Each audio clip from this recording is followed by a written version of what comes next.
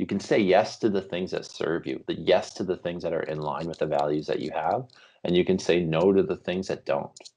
Once you can identify what the most important things are, the things that if you could do anything you wish you could do, I think that once you know what your values are, then that's the first step.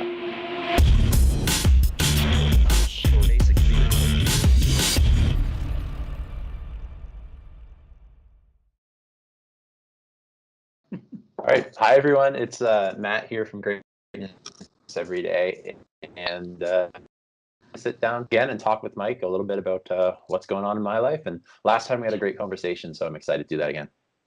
Yeah, I appreciate you joining Anchorthon for everybody. This one is not a live stream. This is a re-recording, take 3, because I've been having some technical difficulties. But that happens, especially with live streams. And now on recordings as well. So why don't you go ahead and let everybody know what Greatness Every Day is, because I know last year when we talked, it was kind of just in the beginning and kind of figuring out what it was going to be, and I'm sure over the course of the year it's kind of changed a little bit and doing some new things. Awesome. Well, basically Greatness Every Day started as a challenge for myself. So it was a challenge that I had to myself, and it really didn't have anything to do with greatness at the beginning. At least it started out as gratitude every day, where I remember that. To make the story short, it was basically I challenged myself and challenged others to just identify at least one thing every day in their lives that they could be grateful for. And really, I believe that gratitude is contagious and it's powerful when you start sharing that with other people. So that's kind of where it all started. I never was on Instagram. I never had a YouTube channel related to this stuff, at least on YouTube. I did have another YouTube channel for my job, like my teaching job, but gratitude every day was really the spawn or the beginning of things. And then I ended up podcasting every day last November, like November of 2017. That's when I podcasted every day. Never knew how to podcast. And then I podcasted every day and I had a blast doing that. And from there, it just kind of spawned the idea of me talking about topics other than gratitude. Gratitude is a huge topic of what I still talk about, but really kind of that was like the inspiration, let's say, for the development of Greatness Every Day. And it just kind of ignited this fire for me to say, hey, I want to talk about other topics as well. I don't just want to talk about gratitude. I want to talk about things that relate to personal development, things that relate to personal finance, things that relate to kind of making your life as good as it possibly can be. And essentially that's it. So that started last year in January of 2018, trying to get all my years right now. So that started January 2018, and it's just finished a year of Instagram and YouTube, and our podcast are kind of the main platforms that I really focus on. And simply, I want to be able to answer the question at the end of my life, did I live a great one? I want to be able to say yes to that.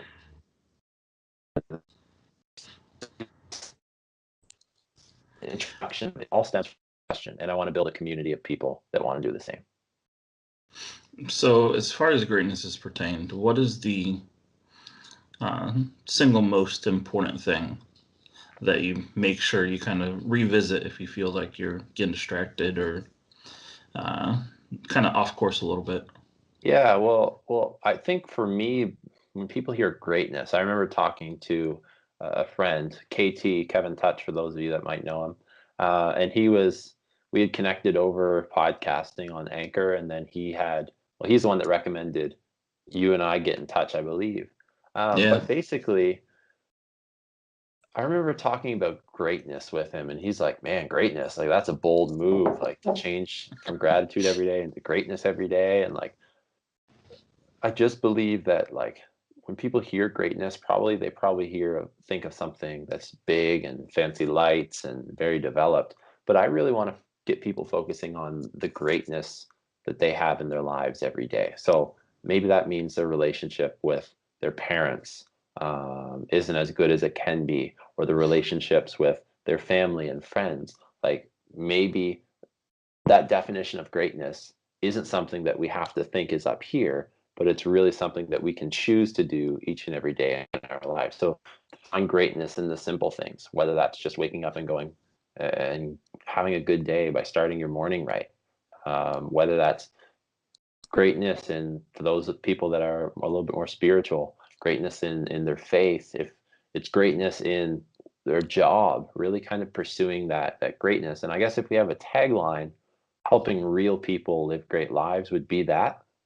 So it's the real people, it's the everyday, just normal person. Like, I'm a normal person. There's so many normal people that follow this stuff, but they get something practical from it that they can start doing into their lives right away, rather than saying, oh, well, this greatness is only reserved for the people that are millionaires and the people that travel the world and post it on Instagram and all of these other things. So I really want to focus on the practical stuff that we can do each and every day that helps you elevate your life, I guess. Now, if someone, because one thing that I've noticed, because I kind of have a similar mission, just kind of go about articulating it a little bit differently, I guess, but yours seems a lot more clear, so I might have to borrow some of your verbiage. Yeah. But a lot of people that I've encountered have been so stuck in life that they don't even know what they want anymore or what is important. And they're just kind of surviving, going through each day to make it to tomorrow and hoping that 3 days down the road, it doesn't suck any less or more than the current day. So Yeah. how do you recommend people start identifying those pillars of importance in their life? And is there any low Right. hanging fruit to get into the habit of becoming great? Yeah. Well, one of the best things that happened to me in 2018 is when I started, I had no sweet clue what greatness every day was. I knew greatness was in the name, and it was a bold name, and it was something risky to really put yourself out there and be talking about this greatness, whatever that is, right? So if my idea or vision seems clear to you, I'm glad to hear that, Mike, because some days to me it makes sense, and some days it's like, where am I going with this? But it's something that Yeah. I've refined over the course of a year and will always be refining, really. Um, so I think that it starts for me in knowing what I value. And one of the biggest things that happened to me last year was I've connected with a mentor, and he's very successful in the personal development world. And he's been able to mentor me a little bit. And he said a couple things. He said, you need to know what your values are. So one of the activities I did with him is I made a list of the 10 things that I value the most in my life. And from there, I starred the top 4 things. I said, these are the most important things to me. So I said things like my faith. I said things like my relationships. I said things like um, living my best life and encouraging others to. I said things like health. I said things like exercise. I said things like whatever, right? I identified those things, but then I identified my top values. And the biggest thing for me is, number one, those are my values. They're not values that he told me to say or I tell you to say, right? Those are what you do, this activity, you come up with those top things in your life. And then from there, I really find once you know your values, you know what serves you. You can say yes to the things that serve you, the yes to the things that are in line with the values that you have, and you can say no to the things that don't. And I think that once you can identify what the most important things are, the things that you find yourself, your thoughts drifting off to when you have some spare time, the things that if you could do anything you wish you could do, I think that once you know what your values are, then that's the first step. I really do. But then after that, I think it's about creating habits and routine and rhythm around those habits. So even when I get up in the morning and I'm not feeling good, I still have the habits and routine that my body just defaults into, and then I start feeling better about my day. I become more productive. And one of the things I did last year was I focused on my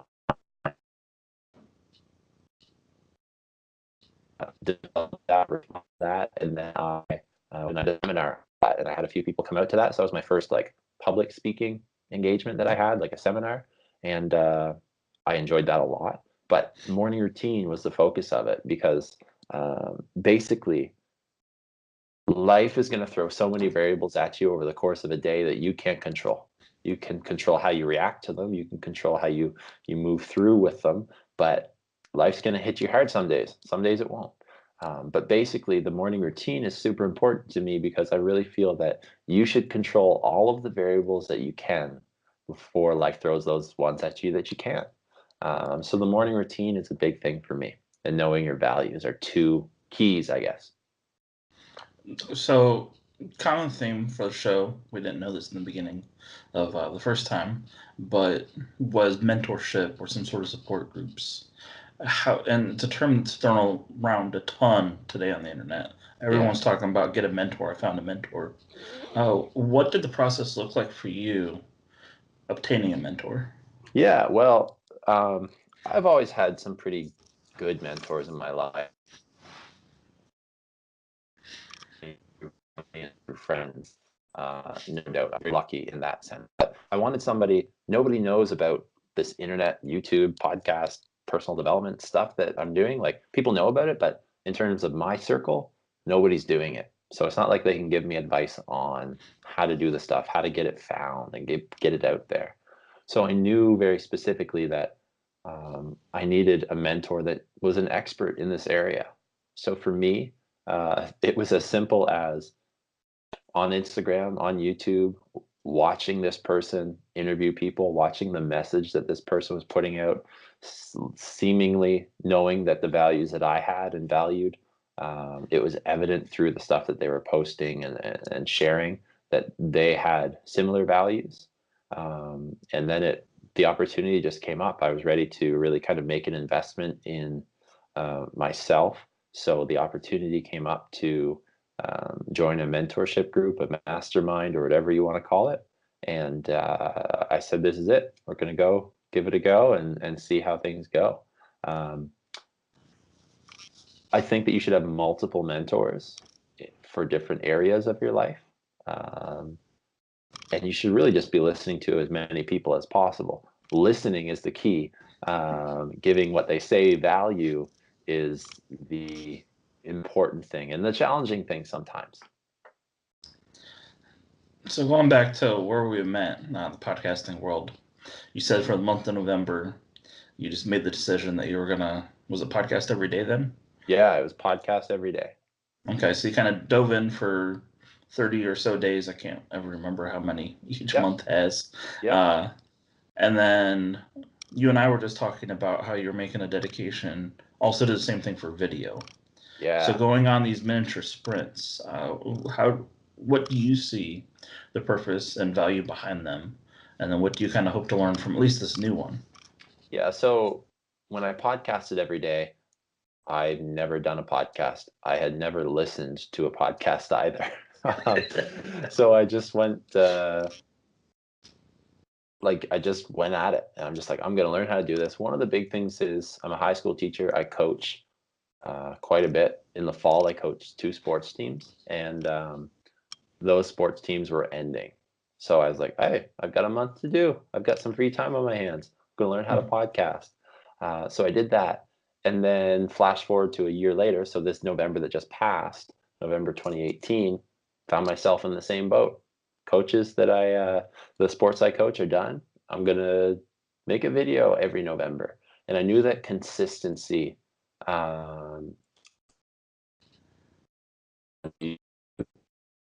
consistency and watch time are the big things for really kind of your value sound.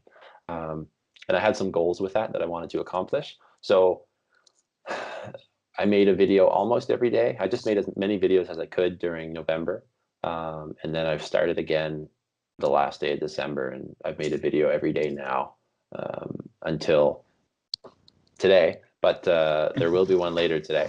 And I just need to really kind of blitz and make as much content as I can, partially because the commitments that I have outside of my job related to coaching and other things, I really need to really kind of focus my attention. And when I have time, make a video. When I have time, make a video, because there's going to be many instances when I don't have time, but I'm still trying to make a video on those days. Now, how much, because you're producing a bunch of content, audio, video. Yep. How much time or energy or even thought do you put into the post production and even the video itself? Are you just kind of picking a topic and winging it, or do you have bullet points? Do you make note cards? Yeah. Pre and post production, what's that look like for you? Yep. I think that's changed as I've gone through different times and the history of me making videos, although it's only a year. I think when I started out, I thought that I needed to have like a script, and I thought that I needed to have things flashing up on the screen. But one, my skill set at the time, I didn't really know how to do a lot of that stuff. Mm. Scripting was hard because all of a sudden you're talking to a camera and it's just weird. It's just weird. It's different than I'm used to, at least. I could teach something in a classroom, but at the same time, for me to turn a camera on and just start talking to a camera about something, it is weird. It's not a natural human thing. Some people get good at it and become natural at it, but I don't think it's a default. But anyway, so I've really stopped like the pre and post production piece. I've really kept that to a minimal, and that's one of the reasons that I'm able to put so much content out.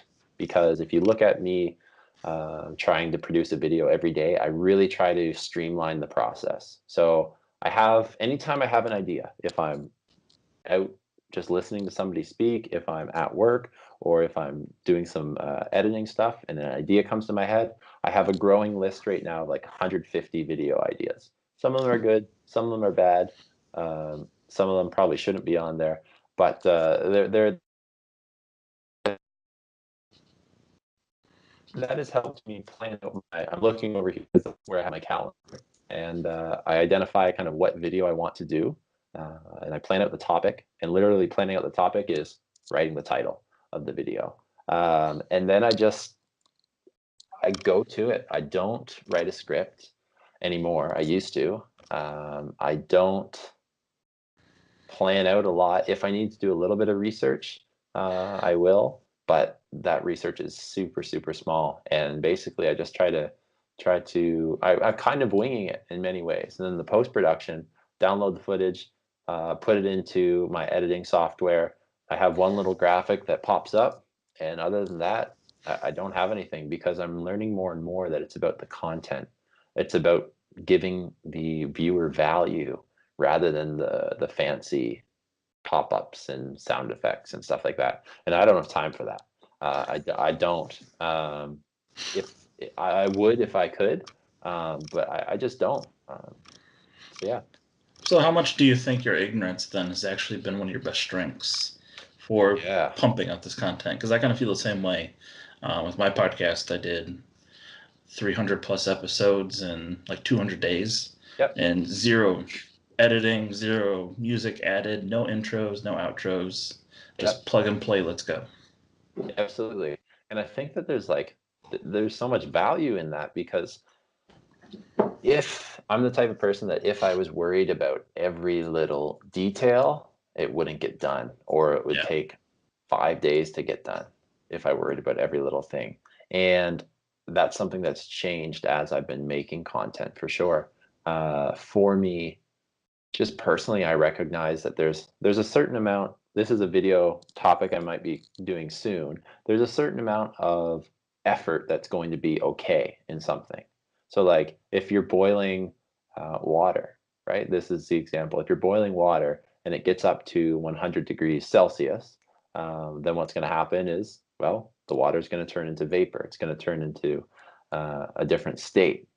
If you heat it up to 150, 200, 300 degrees Celsius, well, at that 100 degrees Celsius mark, it's still turning into vapor. So it doesn't matter if you heat it extra, right? Yeah. So that's an illustration about kind of the content that we put out. There probably is an amount that's okay. There is an effort and an energy level that goes into things that is okay, and you can almost overdo things. So I think that that's just a lesson that I've learned, um, just naturally as time's gone on. Focus gives value more so than bells and whistles, because in the end, somebody's not going to watch your video or listen to your podcast if it has cool sound effects. I don't think so. I mean, sure, a little part, but at the same time, like, they're most likely going to click on your video because they're going to get value from it. They're not going to listen to your podcast because it has a whistle at the 10-minute mark. I don't know. But so the ignorance, the learning, the kind of effort piece, like, it's just something that I've learned, and I'm happy that I've learned it because it's been able to allow me to produce a lot of content. And I can appreciate that too. One of the things I keep debating is, do I even want to ever record a YouTube video without using my phone? Just because, one, it's simple. Two, it prevents how much post-production I can do because I don't have a Mac. So, like, taking the video from an iPhone to an HP doesn't really give you a lot of options easily. There's ways to do it, but it's not as smooth. Yeah. And it's just like, yeah, I might get too consumed, and perfectionist in me might come out, and then I'll do one video a month instead of multiple videos a month. So we'll see what happens. Yeah, and live streams are fun. Live streams are fun to jump on and talk to somebody in an interview style, like, and they're easy. That's the beautiful thing about it. I have a few things scheduled in for the next month, and it's like, oh, those are the best days because you just click record and you click done and you're done. Yeah, absolutely. So we're closing in on our time gap here. Okay. So why don't you let everybody know where they can find you, and then if you have any parting thoughts or anything for the group. Awesome. Thanks, Mike.